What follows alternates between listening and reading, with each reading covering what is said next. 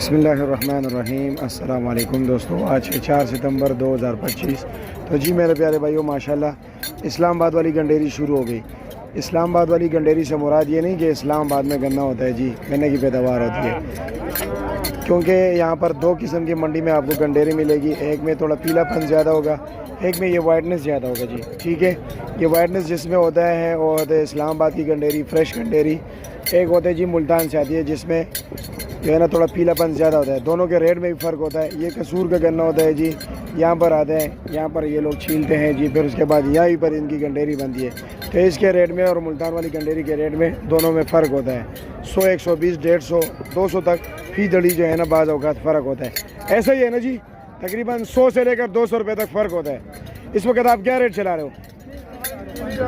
550 और 600 रुपया, यानी कि 110 और 120 रुपये किलो। आगे देखते हैं कि आगे दोस्तों आप क्या रेट चलाते हैं। मौलवी साहब से पूछते हैं। मामा संग है खैर, क्या रेट चला रहे हो? 600 पैकिंग में या दड़ी में? पैकिंग दड़ी दोनों में 600 रुपया, 120 रुपये किलो। 1 किलो की पैकिंग हो रही है। गंडेरी बिल्कुल फ्रेश। हाँ ठीक, ओके, शुक्रिया।